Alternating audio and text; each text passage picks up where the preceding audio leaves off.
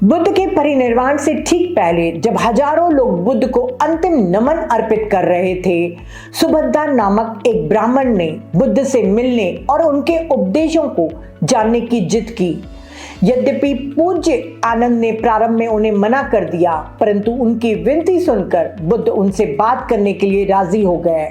बुद्ध का उपदेश सुनने के बाद सुभद्रा दीक्षा लेने के लिए उत्सुक हुए और इस प्रकार वे बुद्ध द्वारा व्यक्तिगत रूप से दीक्षा प्राप्त करने वाले अंतिम व्यक्ति बने, जिसने शीघ्र ही निर्वाण प्राप्त कर लिया।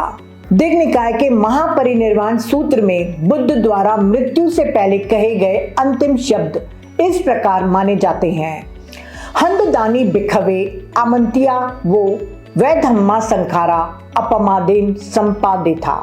तो अब भिक्षुओं, मैं आपसे आग्रह करता हूं, सभी संखारा क्षय के अधीन हैं, लगन से प्रयास करो, यानी अप्रमाद जागरूकता से प्रयास करो।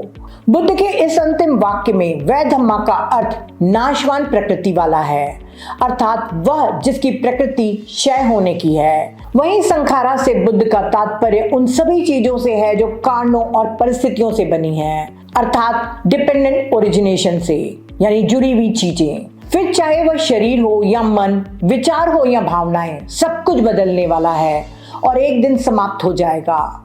निर्वाण के अलावा इस संसार में सब कुछ अस्थायी है। जो भी जन्मा है उसका नाश तय है। इस कथन से बुद्ध हमें याद दिलाते हैं कि किसी भी चीज से चिपकना दुख देता है, क्योंकि सब कुछ बदलता रहता है। अपमादेन संपादेता बुद्ध का अंतिम उपदेश था।